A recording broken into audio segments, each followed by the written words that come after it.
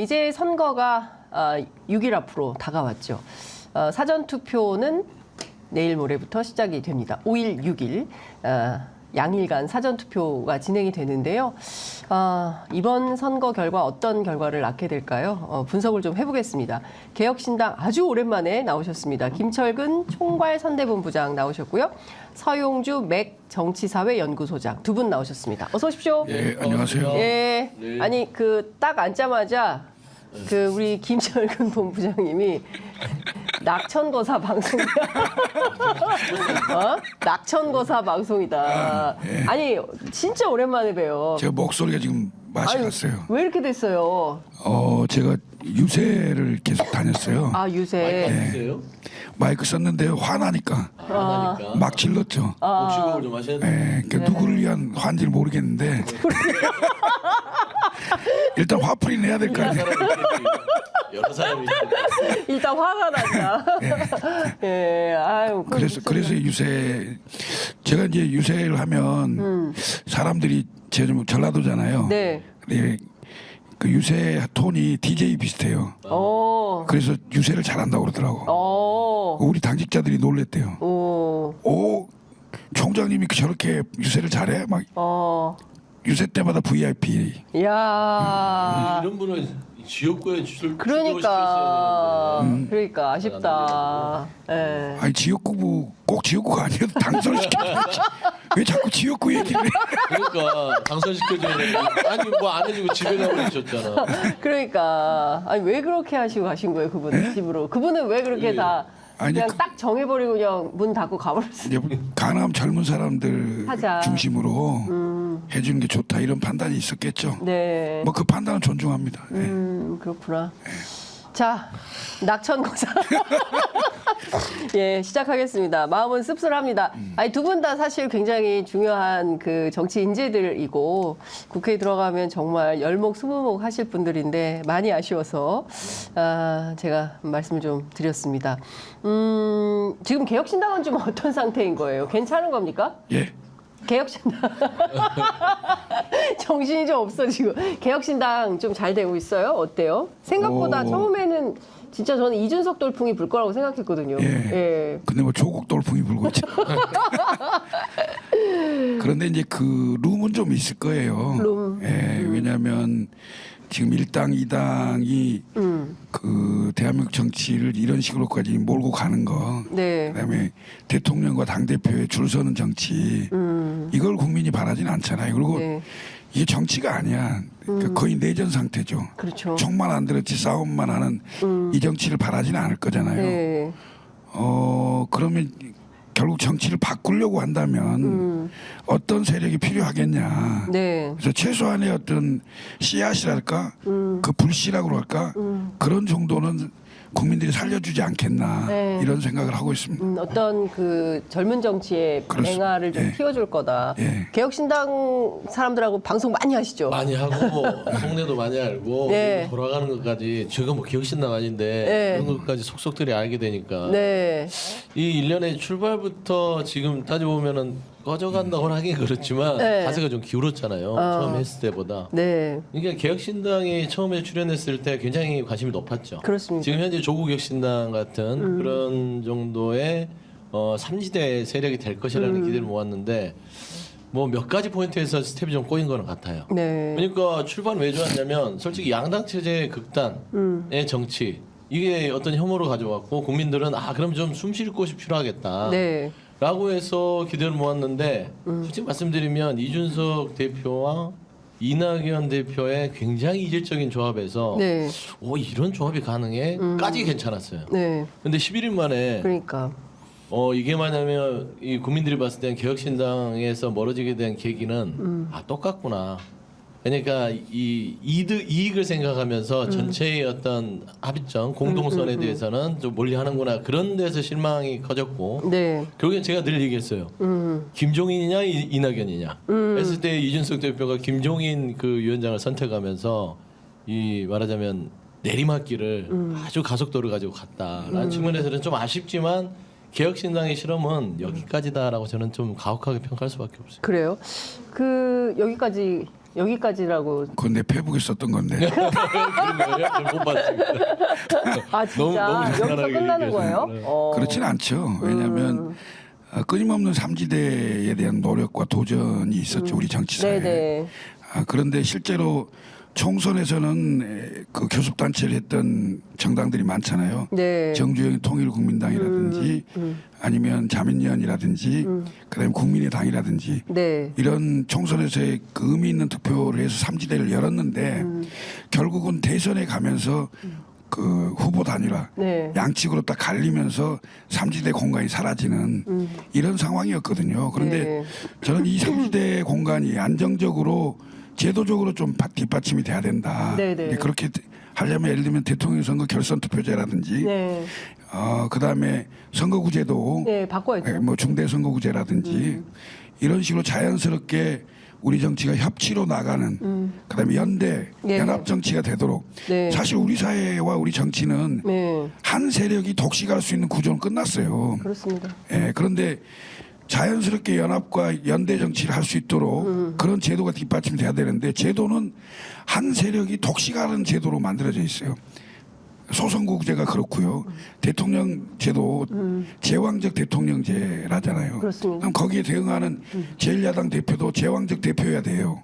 그래야 대결이 될 거 아닙니까? 그렇죠. 네. 이런 구조를 깨야 되는 거죠. 그래서 이 구조를 깨는 도전과 계속되는 어떤 시도 이것들이 어느 정도 그 성공할 수 있는 가능성을 열어줘야 네. 정치가 변화한다 이렇게 생각합니다. 만약에 이번에 삼지대 공간이 열리지 않는다면 4년 뒤, 8년 뒤 이 도전 자체가 어려워지는 상황이 될 수도 있습니다. 네. 그럼 결국 한국 정치는 대단히 그 요원한 거죠. 왜냐하면 정치라는 게 기본적으로 경제와 민생을 앞서서는 못 가더라도 뒤에서 밀어는 줘야 될 거 아니야. 네. 그렇죠. 발목을 잡으면 안 되죠. 근데 지금은 발목이 아니라 완전히 그 발목보다 훨씬 심한 태클을 하고 있는 건 태클 정치가. 네. 이거 깨야죠. 그러니까 뭐 그러니까. 한 사람의 그러니까 보통 이런 얘기를 하잖아요. 국민들이 진료하는 것은 어떤 민주적 절차나 소통의 어떤 구조가 아니라 한 사람이 제왕적으로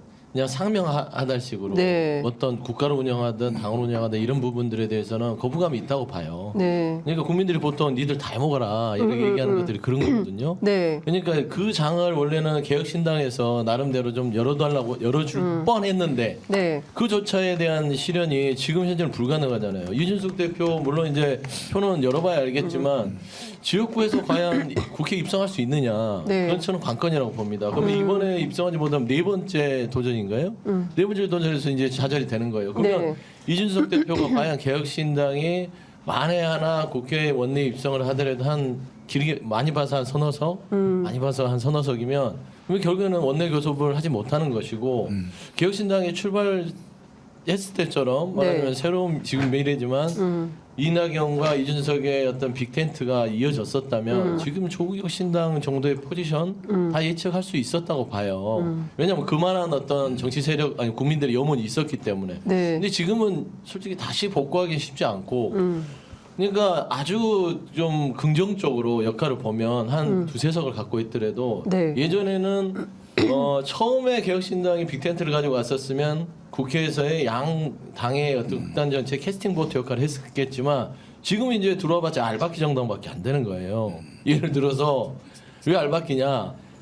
개헌 조지선이 무너졌다라는 어떤 가정하에 뭐 국민의힘이 한 99, 98석이에요. 그러면 한 100석이 미만이니까 네. 개혁신당이 이제 두세 석을 갖고 있으면 국민의힘에 말하자면 목을 매게 할 수 있는 거거든. 이제 그런 역할을 할 수 있지만 예를 들어서 국민의힘이 개헌저지선을 어떻게 해서 넘었다. 네. 그러면은 개혁신당의 포지션이 애매합니다. 어디 갈 데가 없어요. 그런 데서 조국혁신당하고 손을 잡겠냐? 그것도 아닌 것이고 그런 데서 국민의힘한테 가겠냐? 그것도 아닌 것이죠. 근데 결국에는 녹색정의당처럼 어떤 집권할 수 있는 당으로서의 어떤 성장보다는 그냥 하나의 존재의 의미로서 좀 아쉬운 어떤 22대에 모습에서 물론 이제 희망은 있겠지만 제가 너무 박하게 얘기하는 게 아니라 객관적으로 좀 평가하면 절박하다. 국민의힘 입장 박절하네. 박절하네. 내가 박절하지 절박한 게 못해서 그래야 되는데 박절하네. 윤통 닮아가지고. 아니 근데 네, 이준석 그게- 대표가 어디 인터뷰에서 야당 포지션이다 이런 얘기를 한 것 같아요. 예. 야당이죠. 예. 야당이고 그다음에 그 이제 총선 결과가 정확히 나와봐야 네. 그 22대 총선 결과 나오면 국회에서의 어떤 역할이라든지 네. 이런 게 이제 규정이 되겠죠. 그런데 아직은 이제 결과가 아직 안 나와 있는 상태고 예측하는 건데 네. 제가 보기에는 의미 있는 의석을 얻을 수 있느냐, 그다음에 이준석 대표가 지역구에서 살아올 수 있느냐 네. 이건데 지금 오늘부터 깜깜이잖아요. 네. 그래서 어제 마지막 조사를 보니까 20% 후반대고 민주당 후보가 40% 그러니까 중반대 정도고 네, 네. 그다음에 이제 국민의힘 후보가 10% 말 20% 초 이 정도로 네. 돼 있던데요. 저는 우상향 곡선을 긋고 있고 그다음에 샤이 이준석이 좀 있다고 봐요. 그러면 결국 거의 박빙 싸움일 거라고 보는데 마지막까지 가봐야 네. 승부는 예측할 수 있다고 보는데 저는 가능성이 상당히 높다. 왜냐하면 상승 곡선이고 민주당 네. 후보는 내리막 곡선이기 때문에 동탄 주민들이 잘 판단할 거라고 봅니다. 예컨대 이준석 대표가 지금까지 발표된 여론조사를 종합해 보면 사실은 국민의힘 후보와 합쳐야 이기는 판세여서 언론에서는 수도권 단일화론 설왕설래 끝에 D-Day를 넘기게 되나 뭐 이제 이런 어제 말이 안 되는 거 아니겠어요? 어제 기자들한테 전화를 내가 많이 받았어요. 아. 제가 사무총장이 네. 혹시 뭐 장동혁한테 전화 온 겁니까? 문자라도 온 거 문자 없어요? 온 거. 텔레그램. 없어요. 연락 없어? 아니 그래서 내가 보기에 네. 이분들이 진정성이 없구나. 그냥 언론에다 대고 결국 그 강자가 약자를 선거 때 죽이는 방법이거든요. 네. 그러니까 단일화 프레임을 씌우면 결국은 같은 팀이니까 큰 집으로 와라. 그러니까 사실상 단일화 효과를 내려고 하는 꼼수에 불과한 그런 짓 하면 안 되는 거죠. 네. 그리고 그렇게 응할 의사가 없습니다. 저희는. 그러니까요. 지금 보면 뭐 화성을 그다음에 이제 허은하 후보가 출마한 영등포 갑 이렇게 있는데 제가 쭉 좀 살펴봤더니 사실 제3지대 뭐 새로운 미래 그리고 개혁신당 이게 두 정당이 가장 유력한 정당으로 조국혁신당은 지역을 안 냈으니까요. 두 정당이 가장 유력한 정당인데 유의미한 득표를 하고 있는 후보는 이준석 후보뿐이더라고요. 나머지는 제일 많이 나온 분이 그 부평에 누구죠? 홍영표 후보가 9.9% 정도 기록을 하고 나머지는 전부 10% 미만이고 이준석 대표만 그래도 두 자릿수의 20% 후반대를 기록하고 있어서 실제로 선거 결과가 어떻게 될지 좀 지켜봐야 될 것 같다라는 근데 생각이 저는 듭니다. 이준석 대표 아니 후보 얘기를 살짝만 좀 덧붙이면 네. 그러니까 상승세에 있다고 이제 설명을 하시길래 네. 그거는 맞는 거는 같아요. 근데 이준석이라는 캐릭터가 좀 오래 봐야 돼요. 오래 보고 특히나 화성을에 연고 없잖아요. 그리고 화성을은 민주당 텃밭임은 분명하고요. 그렇죠. 그랬을 때는 제가 실기를 한 것은 이준석답지 않게 너무 늦게 움직였어요. 그러니까 상승세를 가져오더라도 시간이 너무 짧다라는 측면은 좀 아쉬움으로 남을 것 같습니다. 네. 자, 그 1번, 2번 이주영, 천하람 두 후보는 당선권으로 볼 수 있을까요? 1, 2번은 가능성이 1, 2번. 예, 높다고 봐야 두석? 되겠죠. 예. 아니요, 그보다는 더 나올 수 있죠. 알겠습니다. 그 뭐 국민 저 개혁신당 얘기는 요 정도 하면 되겠죠. 혹시 더 얘기하실 거? 아니요, 빨리 없어요? 빨리 넘어갑시다. 넘어가. 빨리 얘기 다른 많이 하셔야죠. 네? 빨리 다른 걸로. 요즘에 방송이다. 목이 너무 아파. 네. 자, 판세 좀 보겠습니다. 어제 개혁신당 대변인이 이런 논평을 냈습니다. 윤석열 정부는 야당 선거 운동을 중단하라. 지금 대통령이 야당 선거 운동한다고 보시는 거예요? 혹시 이거 볼 수 있습니까? 오늘 아침 속보가 하나 나왔는데요. 한동훈 위원장이 무슨 얘기를 했냐? 언론사 요청에 의해서 삭제된 기사라고 나오는데요. 네, 무슨 내용이었냐면 제가 읽어드리겠습니다. 한동훈 땡땡 국민의힘 진다는 결과 나와 걱정이다. 이런 발언을 정말 한 건지는 모르겠어요. 왜냐하면 지금 기사는 찾을 수가 없습니다. 예, 이게 언론사 요청에 의해 삭제된 기사로 언론사 요청이 나오는데요. 아니라 국민의힘의 요청에 삭제된. 무슨 언론사 요청이야? 빠른 거. 아니 근데 이렇게 나와 있어. 아, 이렇게, 예. 데이터에는 이렇게 나와 있어가지고. 자, 판세 어떻게 보고 계세요? 이번에는 그 서영주 부대변부터 네. 하시죠. 예. 아니 판세는 현재까지의 흐름만 객관적으로 보면 네. 정권 심판론의 민심이 높다. 그러니까 큰 물줄기가 흐르고 있다라는 것이죠. 네. 처음에는 민주당이 정권 심판의 물줄기를 한 2m 폭을 놨으면 여기에 야당으로 칭하는 법률권에 네. 개혁신당이 법률권까지 모르겠지만 처음에는 개혁신당이 그 물줄기를 한 2.5에서 3m를 팔려고 했던 것 같아요. 그렇죠. 근데 이제 이거 갓길로 빠졌어. 지류가 돼버렸고 조국혁신당이 들어오면서 저는 2m 폭을 4m는 늘렸다고. 그러니까 지금 거대한 물줄기가 폭이 넓으니까 그냥 가열차게 흐르고 있어요. 네. 그래서 민주당의 악재도 있고 여러 가지의 어떤 그 평가받아야 될 부분들, 공천 부분들도 있고요, 파동도. 그다음 현재 이 선거가 진행되는 과정 속에서 몇몇 후보들이 뭐 부동산 문제들, 그다음에 실업 문제들이 있음에도 불구하고 네. 그 거대한 물줄기를 바꿀 만큼 어떤 그런 장애물이 되지는 않고 있다. 하지만 다만 이제 내일부터 사전 투표가 들어가는 것이고 지금 뭐 선관위도 얘기했지만 이 유권자들이 지금 현재 10명 중에 4명은 이미 누구를 찍을 것인지 어떤 당을 찍을 것인지 선택이 이미 끝났다고 봤을 때는 정권 심판의 흐름은 완전히 바꾸기는 역부족이고 국민의힘도 뭐 지금 뭐 언론사 요청이든 국민의힘 요청에 삭제됐다고 하지만 이 흐름에 대해서 예의주시할 수밖에 없는 거예요. 그래서 지금 국민의힘은 마지막 지푸라기는 개헌저지선이라도 지키자. 그러니까 낙동강정선을 우리가 지켰던 것처럼 본인들이 네. 지금 낙동강정선을 지켜야만 개헌저지선을 지킬 수 있다는 절박한 심정일 거다. 좀 그런 평가가 됩니다. 제가 이것만 읽어드릴게요. 혹시 오해가 있을 수 있기 때문에 한동훈 위원장이 오늘 기자회견에서 무슨 얘기를 했냐면요. 이제까지 나온 여론조사에서 국민의힘이 진다는 게 진짜냐, 내가 한 표 찍는 것으로 바꿀 수 있을까 하시는 분들도 계신다. 남들 얘기에 불안해하면서 투표장에 가지 않거나 명백한 범죄 혐의자들이 잘못하고도 뉘우치지 않고 사퇴도 안 하는 철면피 후보를 찍는 것은 대한민국을 나락으로 밀어내는 선택이다. 이렇게 기자회견을 했고요. 국민의힘 254명 지역구 후보 얘기하는 것 같은데요. 모두 사전투표 첫날 내일 투표할 겁니다. 이렇게 주장을 했습니다. 말씀 주시죠. 판세 어떻게 그 보세요? 비대위원장이 하는 말 맞아요? 맞아요. 검사 아니야 검사? 비대위원장. 선거 때 무슨 범죄 혐의자 얘기를 하고 있어. 돌아가고 싶나 봐요. 네? 검사로? 나 돌아갈래. 나 돌아갈래? 검사로? 검사로. 이번 그때가 좋았어. 앉혀놓고 그냥 피의자 신문하듯이. 이번 선거의 관전 포인트 핵심 1번은 보수가 백석을 하냐 마냐 아, 이겁니다. 그러니까 보수가 백석을 하냐 마냐. 보수 세력이 지금까지 백석 이하로 떨어져 본 적이 한 번도 없습니다.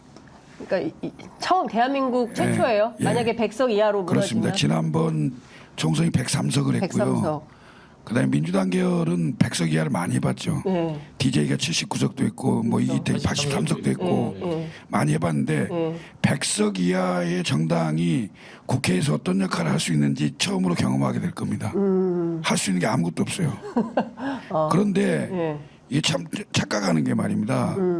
대통령을 배출한 정당 그리고 대통령 정당은 사실 외교와 경제와 민생으로 득점을 많이 할 수 있어요. 왜냐하면 예산을 집행하는 그렇죠. 거잖아요. 그다음에 국가를 대표해서 외국에 나가서 그 외교 활동을 할 수 있는 거잖아요. 그렇습니다. 그러면 득점을 해야 되잖아요. 이 득점할 수 있는 걸 대부분 실점을 했단 말이에요. 그런데 그러고 나서 본인들이 뭘 잘못했는지 반성하고 그다음에 사과할 거 있으면 사과를 하고 고치겠다고 해야 돼요. 이건 않고 야당이 잘못됐다. 야당을 심판해야 되는데 이런 어처구니 없는 얘기가 어디 있습니까? 이건 기본적으로 프레임 자체를 잘못 짠 거고요. 선거를 모르는 사람들이 하는 거예요. 더군다나 1990년도 3당 합당을 네. 하면서 생긴 지역과 진영 구도로 짜면 보수가 무조건 이긴다는 과거 방식을 그대로 고수하고 있는 건데 세상 변한지를 모르는 겁니다. 아, 왜냐하면 YS가 3당 합당하면서 이른바 PK가 보수로 바뀌면서 보수가 호남을 제외한 전 지역에서 우세를 했던 그게 한때 있었어요. 그게 깨진 게 DJP 연합이고 그다음에 노무현의 당선입니다.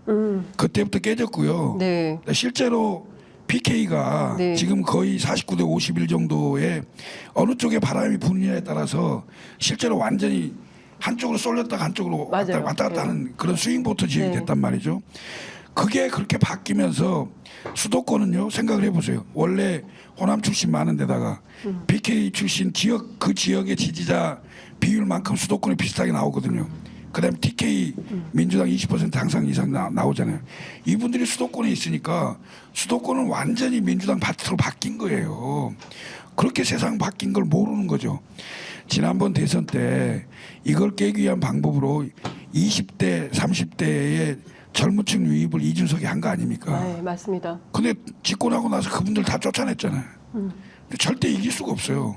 제가 봤을 때 무조건 100석 이하입니다. 아, 국민의힘 이번 선거에서 무조건 100석 이하다. 네. 이렇게 전망을 하세요. 제가 선거 한참 전에 여기 방송에 와서도 네. 여러 번 얘기했죠. 맞아요. 예. 100언더다. 네, 100언더다. 심지어는 90언더 될 수도 있다.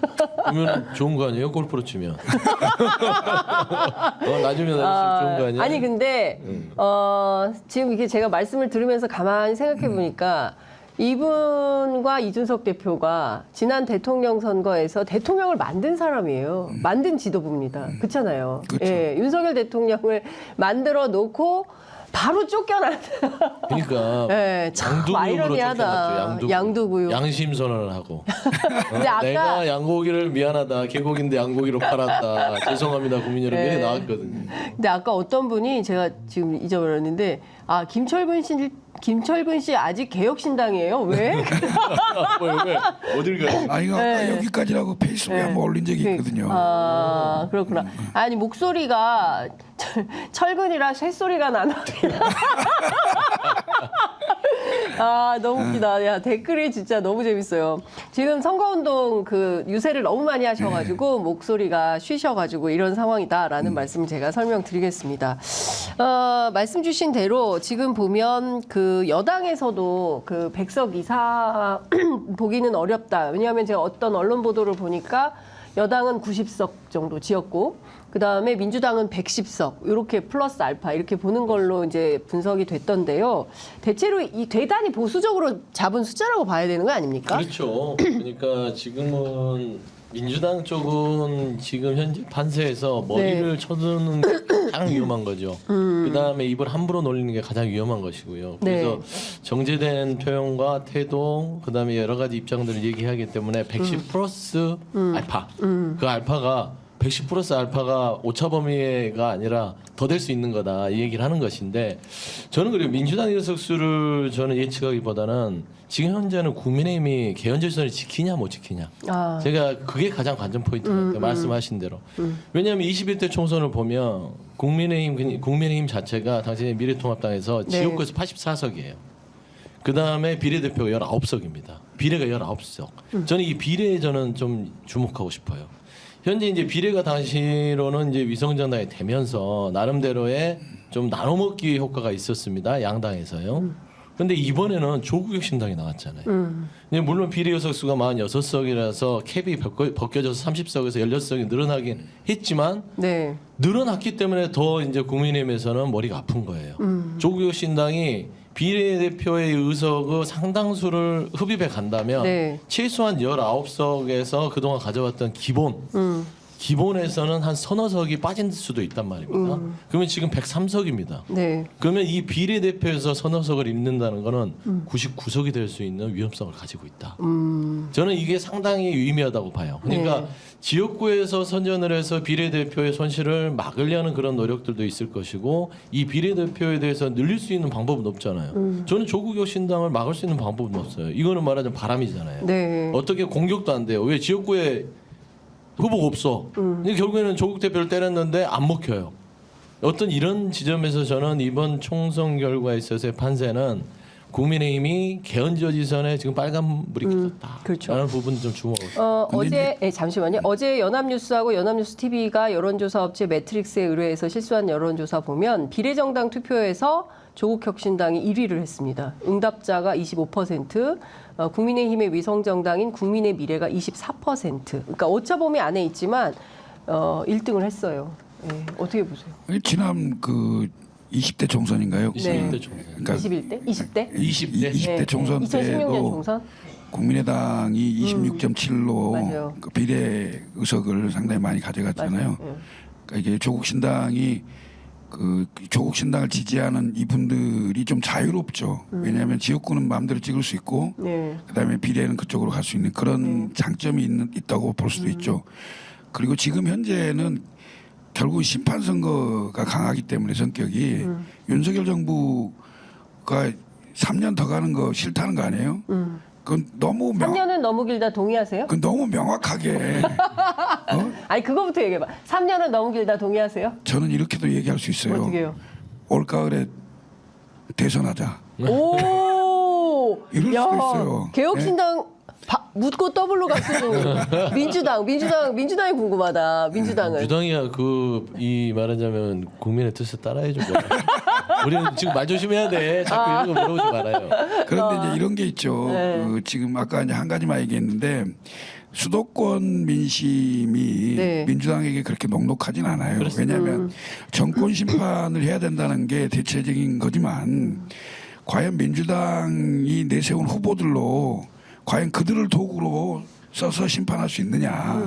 최근에 예를 들면 공룡은 네. 아들 예를 들면 건물 같은 거 있잖아요. 네. 그다음에 딸 뭐 특혜, 양문석 딸 특혜. 그다음에 양문석 뭐 대출, 네. 그다음에 양부남 양부남. 뭐 이런 분들이 지금 계속 나오고 있잖아요. 네. 그럼 결국은 수도권의 중산층이나 민주당의 주요 지지 기반이라고 할 수 있는 40, 50대 분들이 굉장히 허탈감을 많이 느끼잖아요.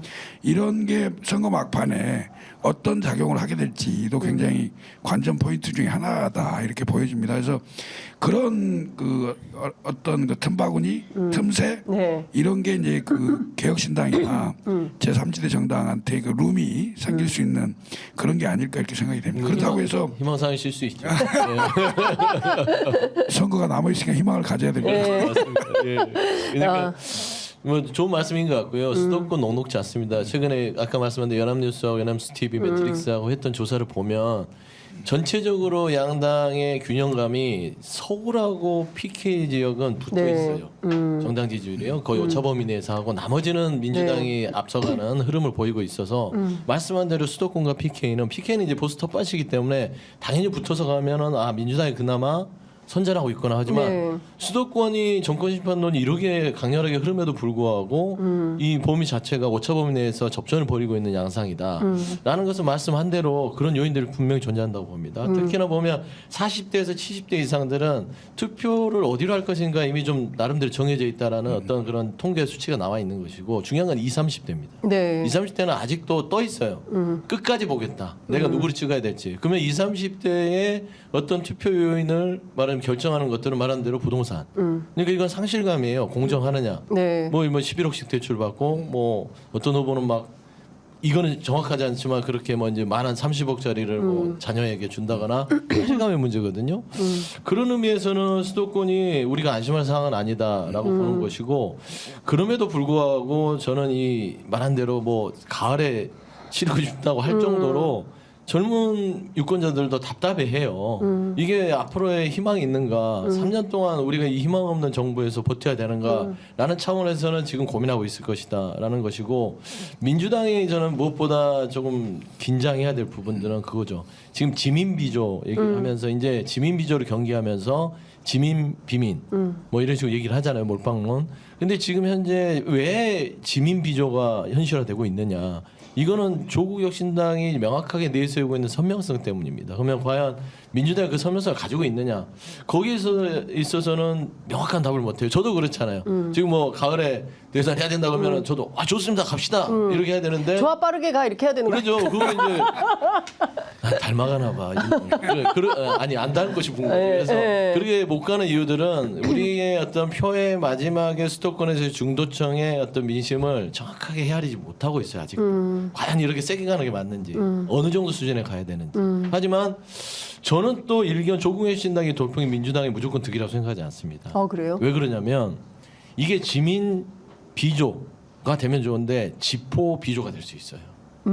지역구는 포기하고 비례는 조국 혁신당. 이럴 공산도 있는 것입니다. 왜 그러냐면 민주당이 그 선명성과 공정성과 여러 가지에 대한 20, 30대에 대한 그 투표장으로 이끌 수 있는 민주당의 매력을 보여주고 있느냐? 그래서 수도권 쪽이 아직도 이 정권 심판의 민심 속에서 붙어 있다. 좀 그런 현상들 좀 아니, 지금 가을 대선 자꾸 얘기하는데 뭐 우리 당의 입장은 아니에요. 네. 그런 얘기를 하시는 분이 있다. 있다. 이걸 소개하는 알죠. 거예요. 네. 마사지 굳이 안 하셔도 다 알아요. 아니 솔직히 개인적으로는 내일 대선도 하고 싶고 내일 대선도. 이번 아니 시타고 근데 싶으니까 같이 하고 싶고. 아니 그걸 주장했으면 진짜- 공천이 됐을 건데 그러니까 그 아니 주장을 안 해갖고 그게 아니라니까. 아니 근데 이런 이건 뭐 그냥 가정입니다. 뭐 가정을 한 거기 때문에 이게 뭐 상상에 불과하다 이럴 수는 있지만 예컨대 이번 총선에서 개헌 저지선이 무너져요. 그러면 이제 100석 이하로 되는 거죠.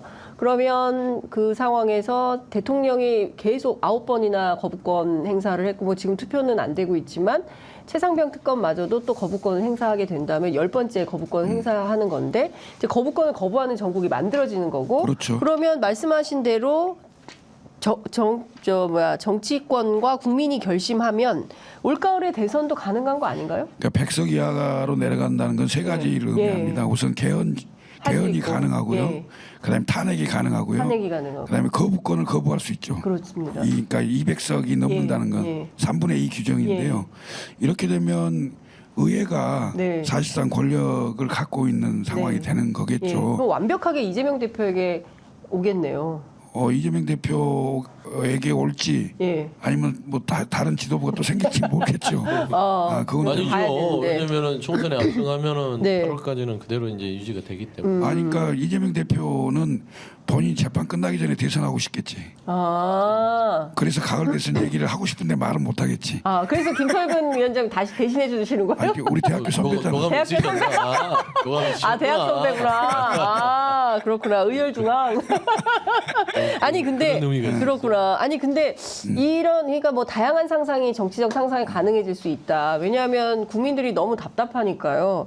뭐 그런 상상도 우리는 충분히 가능하다. 이런 말씀을 좀 드리겠습니다. 그래서 제가 그 얘기를 하는 거예요. 네. 개혁신당이 그 가장 어떻게 보면은 조금 그 가세는 기울었지만 알박기가 제일 무섭거든요. 알박기. 그럼요, 두세석. 네. 그러니까 국민의힘 자체가 가정하에 아주 가정하에 개헌 저짓을 못 지키고 네. 99에서 98이다.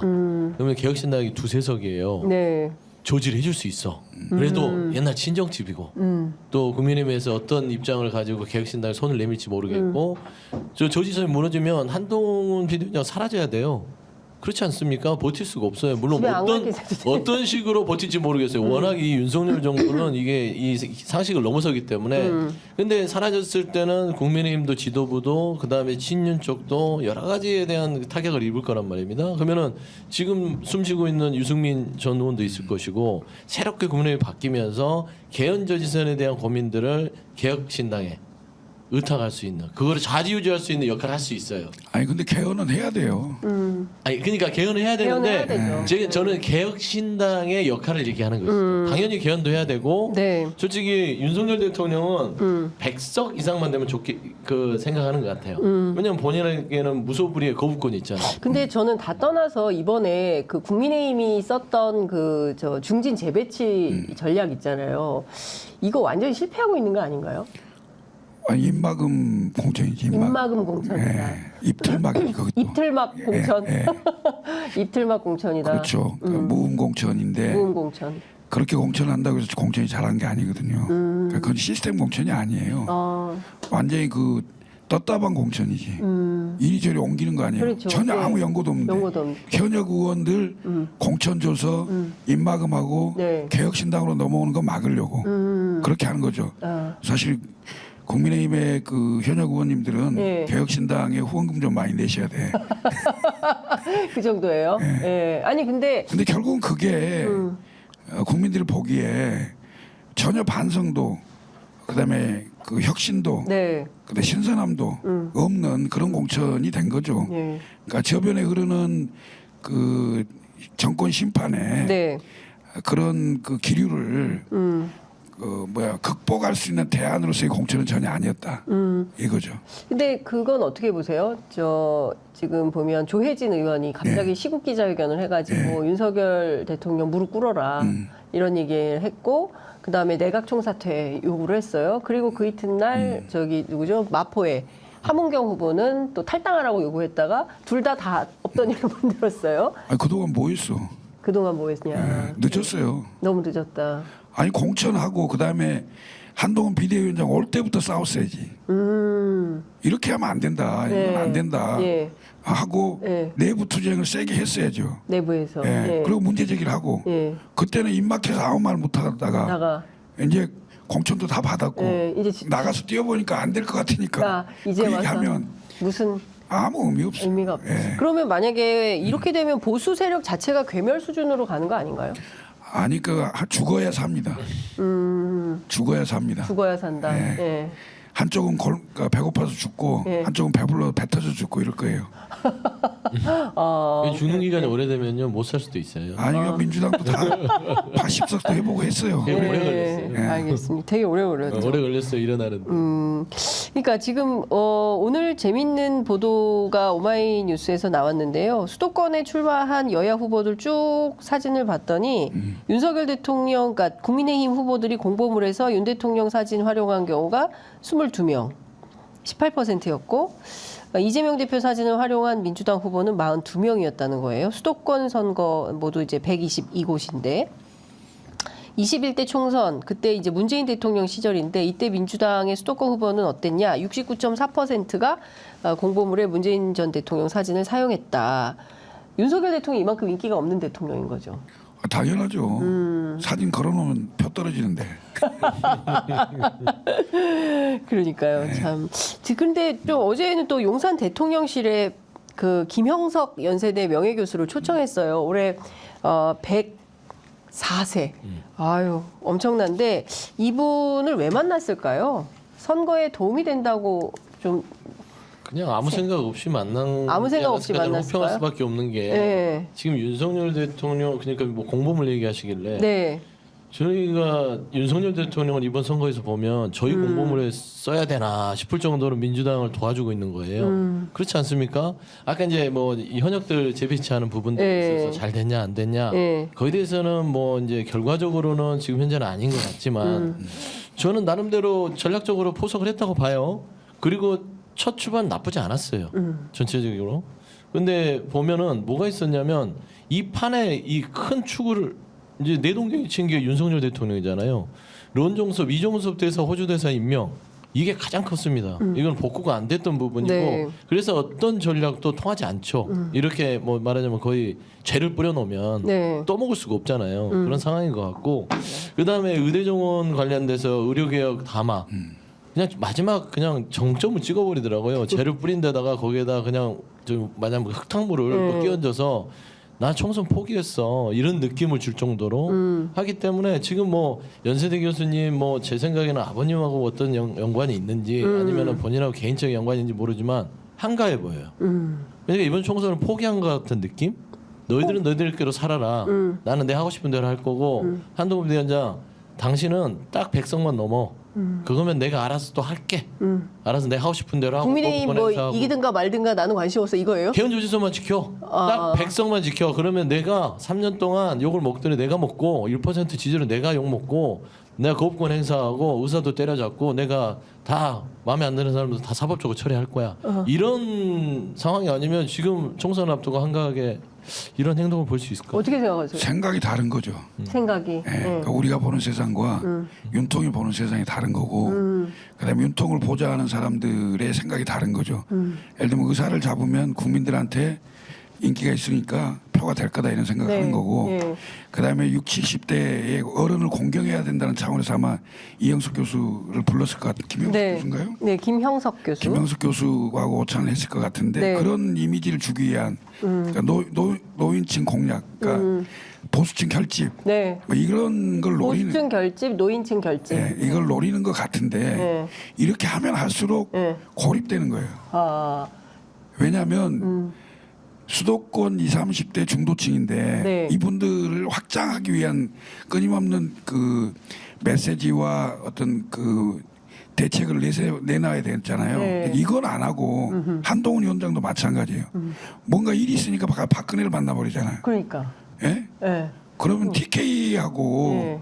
보수층 결집으로 뭔가를 할 수 있다고 자꾸 생각하는 개헌 게 조지수만 지키자는 거죠. 아니 그게 아니고 그게 아니고. 그 사람들 머리는 90년대에 있어요. 80년대가 아니라요? 아니, 그러니까 선거로는 네. 삼당합당 시절에 그 생각이 있는 거예요. 90년 삼당합당 시절 그러니까 방식대로. 그때에 보통 이제 4호선 정도 하시는 중진들 머리가 다 그거 있을 거예요. 예. 그러니까 그럼 이번 선거를 이렇게 전략한 사람이 누구라고 봐야 돼요? 헤드가?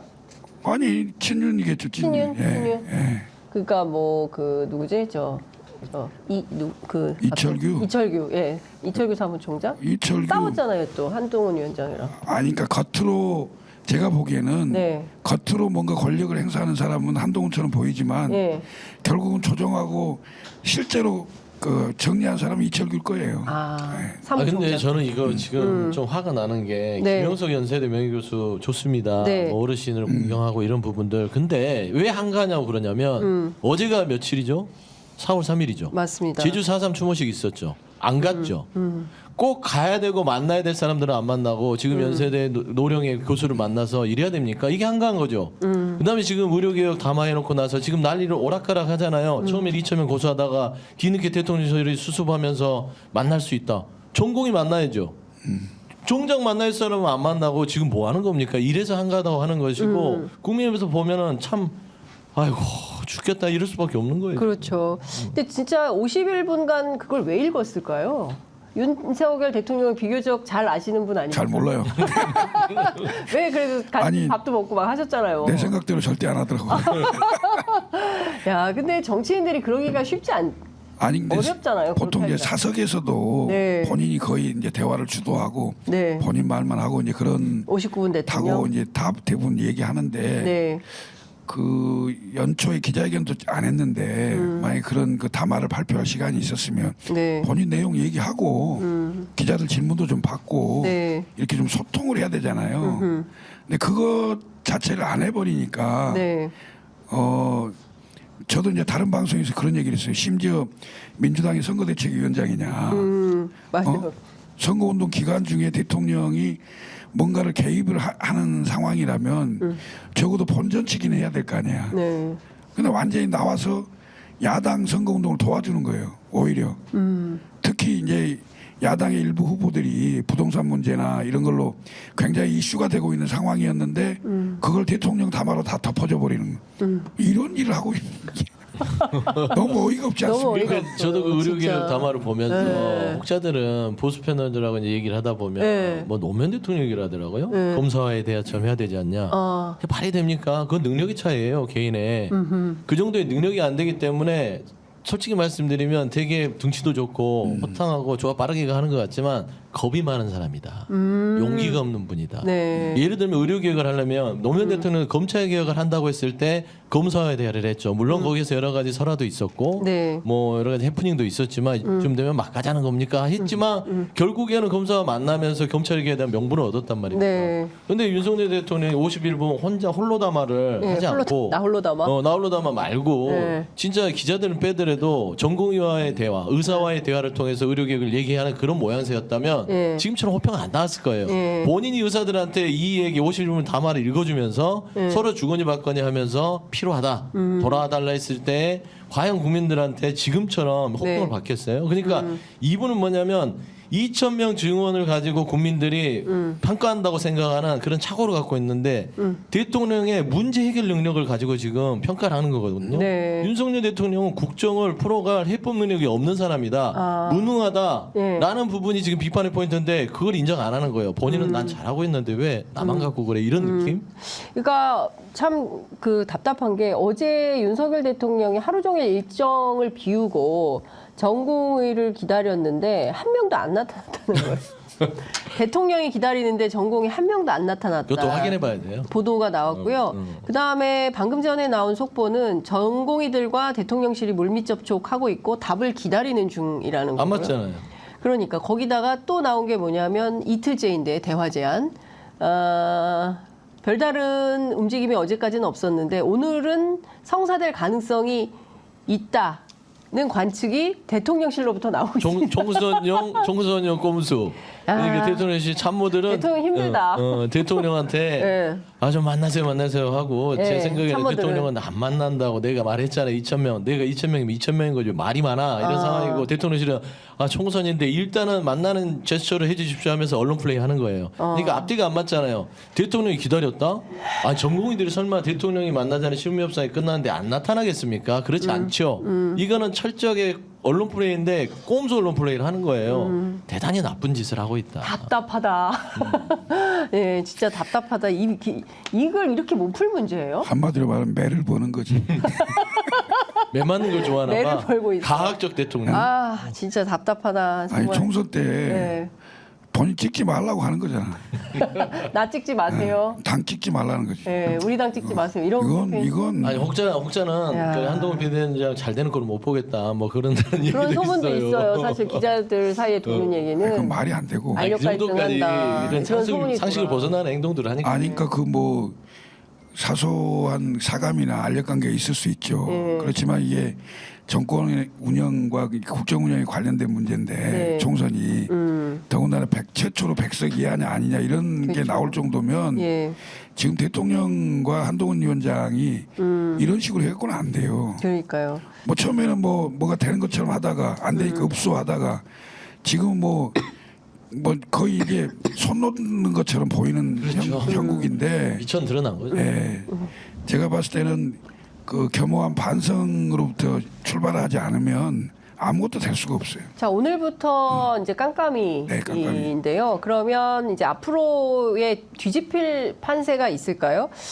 이재명 대표가 어제 무슨 얘기를 했냐면 대충 전국에서 49개 정도가 박빙 선거구로 보인다. 더 많은 투표에 누가 얼마나 참여하느냐, 결과에 따라선 몇십 표, 몇백 표, 몇천 표, 천 몇백 표 차이로 결판이 날 수 있다. 이제 이런 얘기를 했고요. 한동훈 위원장은 전국 55곳이 박빙이다. 좀 다릅니다. 수도권이 26곳, 여기가 무너지면 개헌선이 무너진다. 이제 이런 주장을 했습니다. 양당 대표가 공이 조금 보는 포인트가 다른데 이 대표는 49개를 박빙 선거구로 보고 있고 한동훈 위원장은 55곳을 박빙으로 보고 있는 겁니다. 그러니까 서로 다른데 어떻게 보세요? 전국 판세. 양쪽에 이제 연구소가 있잖아요. 네. 여의도 연구소도 있고 민주연구원이 있을 건데 네. 이 연구소에서 거의 매일 네. 그 아마 데이터 여론조사를 분석을 할 겁니다. 그래서 매일. 양측을 맞춰보면 거의 네. 비슷할 건데 대략 50여 군데 정도가 그 박빙 선거라고 보여지고 네. 그 중에 이제 그 박빙 선거가 많은 데가 결국은 수도권일 거예요. 그렇죠. 예. 그 다음에 BK, PK. 그러니까 부산, 경남이 박빙이 상당히 많이 늘어난 것 같아요. 과거 선거와 좀 다른 양상인데 거기서 이제 결정이 나겠죠. 네. 나는데 제가 봤을 때는 심판 선거의 성격이 강하고 거기에 민주당의 부적절한 후보에 대한 대처, 네. 그냥 뭉개고 갈 거냐, 뭐라도 조치를 할 거냐. 네. 이런 것들에 따라서 약간의 그 변동은 있을 뿐 큰 변동은 없을 거다. 그러니까 지금까지 가던 추세가 계속 갈 거다. 근데 왜냐하면 몇 개 이변이 일어나는 지역구들이 있어요. 부산 연제 저도 현장 취재 갔는데 거기는 진보당 후보가 민주당 후보를 이기고 단일화 후보가 됐어요. 그러니까 그게 동네 크죠. 사람들이 뭐 빵빵 누르고 막 차문 열고 막 흔들고 경기도 양평 여기는 44년간 국민의힘이 집권했던 그런 지역구라는 거예요. 그런데 이 지역도 어제 가서 보니까 그 차문 내리고 막 막 팔 흔들고 이런 분들이 있더라고요. 그러니까 엄청 힘든데 최재관 후보가 막 한박 웃음을 박빙으로 붙어 있다는 거죠. 초반에 한 20%포인트 차이가 났었는데, 그러니까 이런 지역들이 굉장히 많아지고 있다. 그러니까 이슈가 보면은 개별 이슈들하고 연관이 돼 있는 지역구들이 많죠. 네. 양평 같은 경우도 양평고속도로 그러니까 김건희 여사 일가에 네. 어떤 그런 문제로 한참 시끄러웠잖아요. 네. 그래서 그 부분들이 양평 국민들의 어떤 분노를 네. 끌어올렸기 때문에 그것도 양평의 터는 국민의힘이 오랫동안 텃밭이죠. 텃밭이었고 예, 거기는 누가 되더라도 그 민주당이 빚을 못 봤어요. 근데 아니 근데 의원직 박탈당한 사람이 다시 또 그러니까 출마를 그런 그건 것까지 어떻게 복합적으로 아. 그런 게 뭐냐면 지금 강서구 재보궐선거하고 비슷한 양상이 양평은. 우리를 무시해? 내가 매일 너희 찍어주니까 이거 뭐 우리를 사람을 안 보는 거 아니야? 이런 느낌을 받았기 때문에 아마 민심이 출렁이는 것 같고 네. 그 다음에 좀 보면 부산 연재 같은 경우도 이번에는 뭐 이제 물론 후보의 특성도 있지만 그 네. 바닥을 열심히 닦았던 그 진보당 후보의 특성도 있지만 네. 연재도 그런 것 같아요. 부산은 기본적으로요. 늘 심판해 왔어요. 이거는 민주당을 심판해 온 게 아니라 보수 정당에 대해 심판해 왔어요. 네. 니들이 잘하면 내가 박수를 쳐주는데 못하면 매를 때려왔던 것이 대표적으로 PK 민심. 저는 그런 부분들이 하는데 저는 수도권하고 PK는 접전 지역이 많을 거라고 보는 것이고 네. 예를 들어 아까도 수원 같은 경우는 각각 개별에 대한 후보들이 틀림없이 국민들한테 특히 지원 유권자들한테 심판을 받을 수 있어요. 네. 예를 들면 수원 정 같은 경우 안산도 완전 우리 둘 다 수원 정도 민주당이 텃밭이긴 하지만 민심을 그렇게 그냥 허투루 보면 안 된다라는 부분들을 아마 분명히 하실 것 같고 저는 하나 주목되는 게 충북, 보은, 영동, 박덕흠 아, 그 후보 네. 기억나시죠? 예, 예. 저 공천 받자마자 뭐, 축하 케이크 해놓고 나서 지금 당선 축하 영상 하면서 뭐 네, 민주당 파티했죠. 예. 당원이 갖다 줬다 뭐 이런 설왕설래가 있는데 예. 오만함의 대표적인 케이스잖아요. 그런데 최근에 이제 마지막 여론조사 청주 네. KBS에서 한국뉴스 한 거 보니까 예. 붙었어요. 어. 그러니까 41대 40으로 예. 물론 박덕흠 후보가 1%지만 충북 고은영동이 그러지 않거든요. 그리고 박덕흠 후보는 여러 가지 그 당시에 이 지역을 완전히 장악하고 있어요. 그런 측면에서 봤을 때는 이번에 각 지역별로 개개인의 후보의 인물 경쟁력이 마지막에 평가받을 공산도 크다. 그러니까 저는 사실 유권자 입장에서 제일 불쾌한 게 우리 동네엔 과메기만 꽂아도 돼요. 뭐 물미역만 세워도 우리는 뭐 당선돼요. 그리고 우린 선거운동 안 해. 왜냐하면 잘못해서 말실수하면은 표 떨어지니까 그 공천 딱 받으면 문 닫고 집에 들어가서 밖에 안 나옵니다. 집에서 넷플릭스 보고 있어. 이런 얘기를 하는 때 제일 기분 나쁜데 국민의힘 그러니까 이거 별도로 정당이 아니라 사실은 피플 파워 이 보여줘야 된다라는 생각이 좀 드는데 과연 어느 지역에서 그런 지역들이 나올지 좀 지켜봐야 될 것 같습니다. 시간이 다 돼서 이것 좀 여쭤볼게요. 총선 이후 윤석열, 한동훈 존칭 생략입니다. 그분들의 운명은 어떻게 될까요? 글쎄 한동훈 위원장이 한국에 있을까요? 안 간다고 그랬잖아요. 자기 뭐 유학 간다고 그러는데 그런 거 없다. 아니 그게요. 뭐 본인 희망이 그렇고 못 견딜걸요. 여기에서 누가 괴롭혀요? 성적이 어느 정도 나오냐에 따라 다르겠지만 네. 100석 이하일 경우에는 본인이 못 견디기 힘들 거고 100석 이상이 되면 네. 아마 윤통이 3년 남았는데 가만히 있지는 않겠죠. 네. 결국 자의반 다의반이 되겠죠. 그렇구나. 네. 어떻게 보세요? 일단은 윤석열 대통령 예를 들어서 이번 총선에서의 개인 저지선이 무너진다면 이분은 겸허하게 반성할 분은 아닌 것 같아요. 그러니까 국민이 늘 무조건 옳다라고 말은 하겠지만 더 광폭 행보를 이렇게 정확할 수가 있나? 네. 검찰 권력의 광폭 행보를 더 가속화시킬 것이다. 그래서 검찰 권력을 가지고 캐비넷 대방출하고요. 검찰 권력의 칼춤을 출 공산이 커요. 야. 예를 들어 총선 때문에 밀려났던 일 좀 하자. 이제 꼭 제 추측이지만 캐비넷을 통해서 야당이든 어디든 간에 사회의 어떤 이슈를 전환시키기 위한 검찰 권력을 활용한 어떤 어떤 그런 국정 운영이 더 가속화될 것 같고 한동훈 비대위원장은 정치권에 남으려고 하는데 어디에 지금 뭐 방석 하나도 안 깔아줄 것 같아요. 방석이 없다. 아니, 당연히 이 정치권의 냉정함을 이분은 몰라요. 그러니까 정치가 이 양반은 밑바닥에서 뭔가 올라온 사람도 아니고 비대위원장 대표 됐을 때 누구 당원들한테 뽑힌 사람도 아니에요. 맞아요. 낙하산 대표를 한 사람이에요. 원포인트로 와서 했는데 이번 선거에서 성과가 없다. 누가 방석을 깔아주겠어요. 한동훈의 방석은 없다. 없다. 안 방석 없고요. 기본적으로 조국 혁신당 들어오면 한동훈 특검법 낸다고 그랬습니다. 낸다고 했어요. 100% 통과됩니다.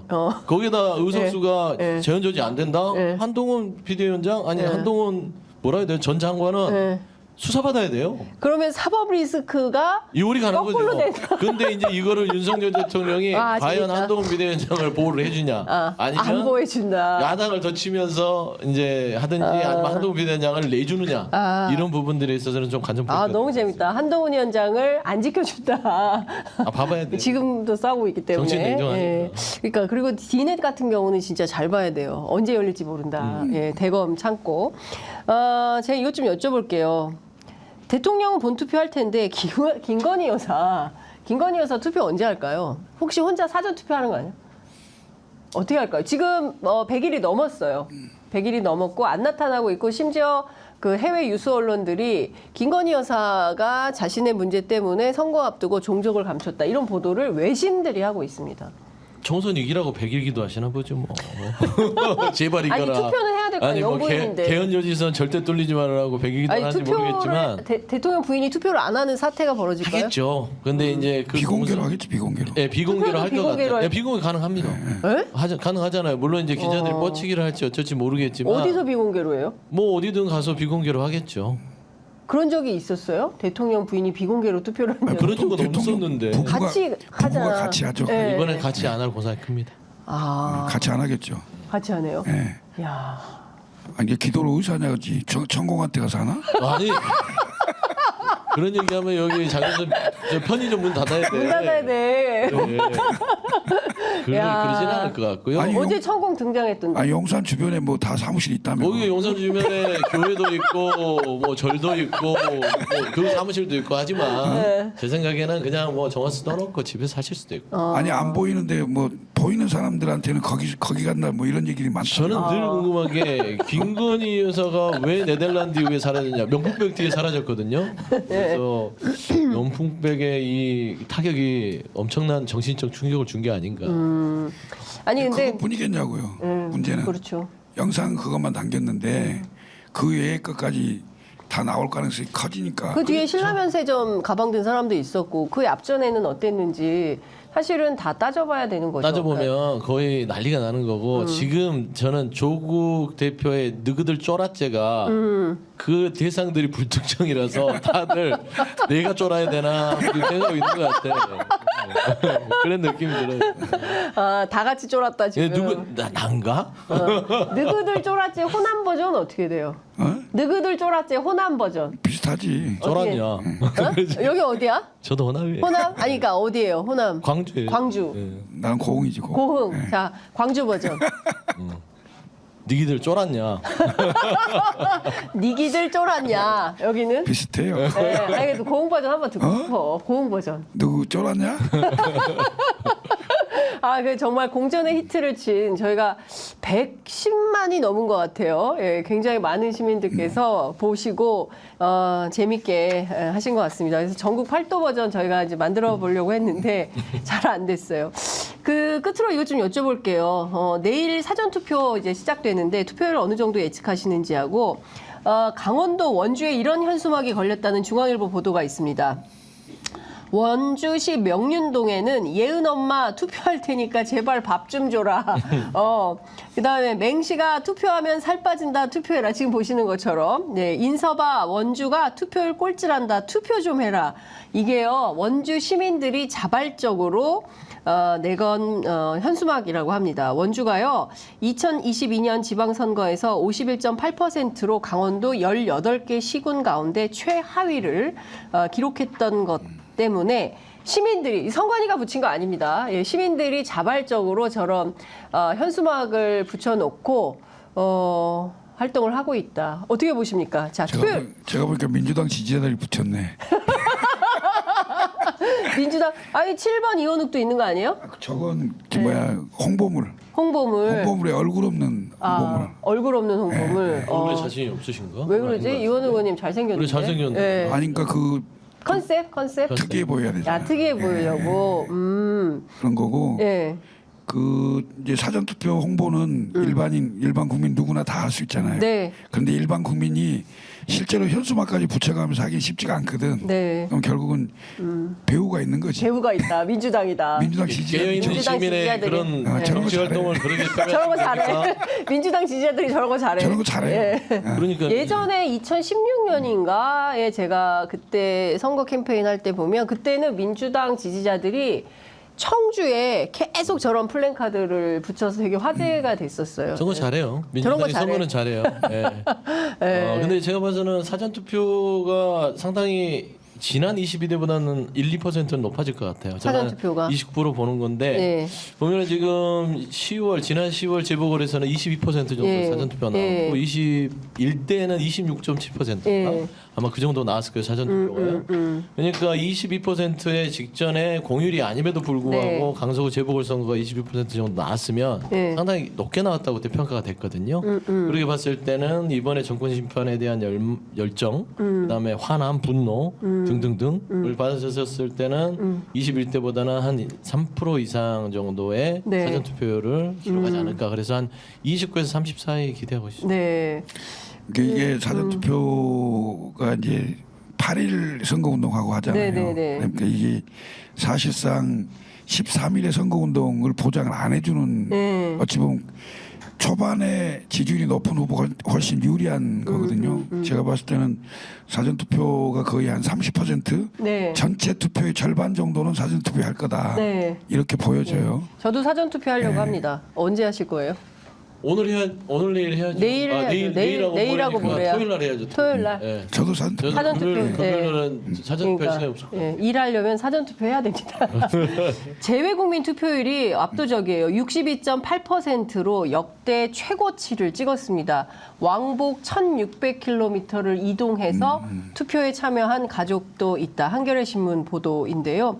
저희도 재외국민 투표하신 뭐 미국, 그다음에 뭐 베트남에 계신 분들 이제 인터뷰했고, 사실은 그 아프리카 계신 분들 저희 섭외해서 인터뷰를 하려고 했는데 거기 너무 새벽이야. 그래서 아침이라 저희가 이 매치가 안 돼가지고 인터뷰 모시지 못해서 많이 아쉬웠는데요. 지금이라도 혹시 뭐 녹음이라도 할 수 있으니까요. 재외국민 투표 참여하신 분들 저희들에게 사연 주시면 모셔서 이 애국심을 좀 들어보도록 하겠습니다. 자, 오늘 두 분 말씀 정말 잘 들었습니다. 이제 마무리를 해야 될 것 같고요. 저희가 조만간 또 모셔서 말씀 듣도록 하겠습니다. 낙천거사 방송으로. 낙천거사 방송? 낙천거사 여기 하나 할까? 낙천거사. 나 별로 좋은 건 아니지만 그래도 해야지 뭐 방송을 자, 위해서. 네, 낙천거사 컨셉으로 다음 주도 만나 뵐 수 있기를 기대하면서 자, 오늘 말씀 여기까지 듣도록 하겠습니다. 감사합니다. 네, 감사합니다. 감사합니다. 네, 나중에 뵙겠습니다.